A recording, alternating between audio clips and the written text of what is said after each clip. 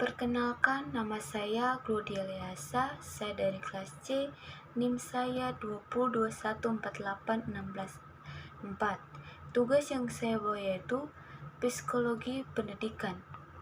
Ya baik, materi yang saya bawa yaitu masalah pendidikan, siswa yang kesulitan dalam belajar. Jadi, kesulitan belajar yaitu merupakan suatu kondisi tertentu yang ditandai dengan adanya hambatan-hambatan dalam kegiatan mencapai suatu tujuan, sehingga memerlukan usaha yang lebih keras untuk dapat mengatasinya.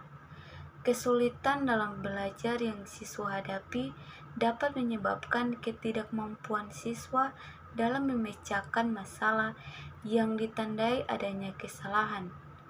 Secara otomatis, kesulitan belajar akan berpengaruh terhadap prestasi belajar yang diraih siswa. Oleh karena itu, untuk memperoleh prestasi baik siswa perlu di luar sekolah dan tentu saja atas ketentuan serta usaha siswa dalam belajar. Yang berikut faktor penyebab kesulitan belajar. Yang pertama, faktor internal siswa atau dari dalam diri siswa, yaitu ada dibagi menjadi dua. Yang pertama, faktor fisiologis.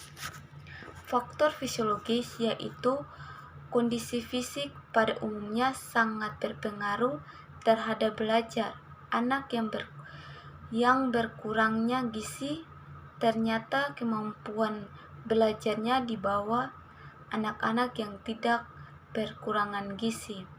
Mereka cepat lelah, mudah mengantuk, dan tidak mudah menerima pelajaran. Yang berikut faktor psikologi. Psikologi yang saya bawa yaitu ada 5. Yang pertama, cacat mental.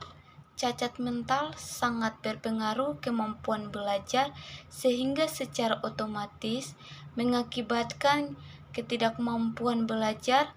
Jejak mental ada yang dibawa sejak lahir, seperti idiot dan imbesil. Ada pula cacat mental dari faktor eksternal, seperti kecelakaan atau karena faktor kecelakaan perawatan. Yang berikut, bakat. Apabila siswa kurang memiliki bakat khusus dalam suatu bidang tertentu, maka besar kemungkinan siswa akan mengalami kesulitan belajar. Berikutnya yaitu motivasi. Hasil belajar pada umumnya meningkatkan jika motivasi untuk belajar bertambah. Sebaiknya jika motivasi kurang, maka hasil belajar akan berkurang.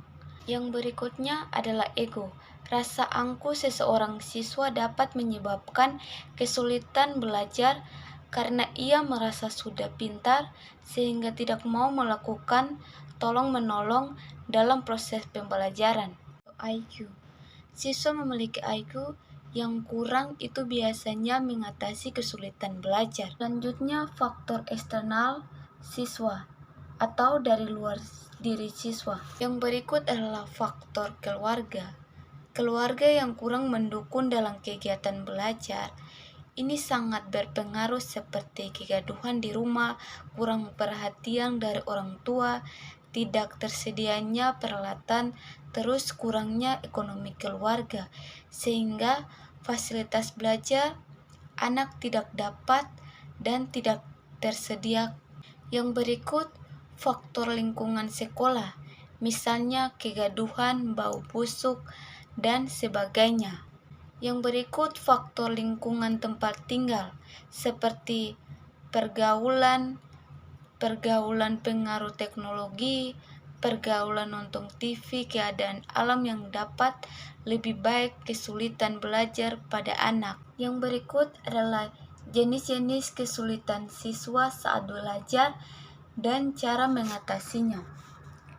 Yang saya bawa yaitu yang pertama, disleksi atau kesulitan belajar membaca, yaitu seperti keadaan di mana anak memiliki kemampuan membaca di bawah kemampuan sesungguhnya yang dimiliki. Atau dengan kata lain, ketidakkemampuan otak mengolah dan memproses informasi yang sedang dibaca anak tersebut.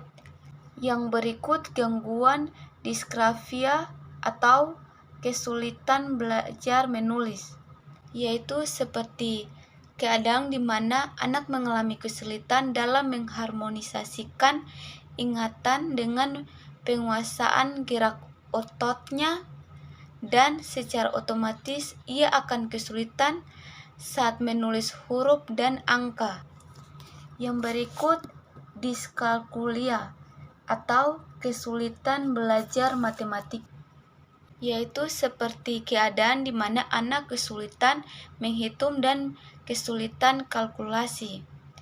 Anak tersebut akan menunjukkan kesulitan dalam memahami proses-proses matematis, biasanya ditandai dengan kesulitan belajar dan mengerjakan tugas-tugas yang melibatkan angka atau simbol otomatis. Materi selanjutnya itu peran guru dalam mengatasi kesulitan belajar. Yang pertama yaitu mengajak siswa untuk aktif saat proses pembelajaran. Seperti guru mengajak siswa untuk aktif saat proses pembelajaran, di mana guru bisa melibatkan siswa dalam berdiskusi saat sedang menerapkan materi pelajaran. Selain itu, mendorong siswa untuk mau bertanya tentang materi apa yang belum dipahami. Yang kedua, menciptakan suasana belajar yang menyenangkan. Seperti guru harus memberikan materi yang menarik supaya siswa senang dalam mengikuti proses pembelajaran, dan selain itu juga konsentrasi dari siswa juga sangat dibutuhkan saat belajar karena akan mempermudahkan siswa dalam memahami materi pembelajaran yang sedang dipelajari. Yang berikut itu memberikan pujian. Pujian yang guru berikan, pujian seperti anak pintar, bagus sekali, dan sebagainya. Dengan memberikan pujian, maka siswa menjadi lebih bermotivasi dan meningkatkan rasa percaya diri. Yang berikut pendekatan secara individu. Ketiga, dalam proses belajar secara tidak langsung dapat melatih dan menuntut siswa untuk memahami dan mengerti terhadap permasalahan atau kesulitan yang mereka hadapi ketika proses pembelajaran. Itulah materi yang saya bawa. Sekian dan terima kasih.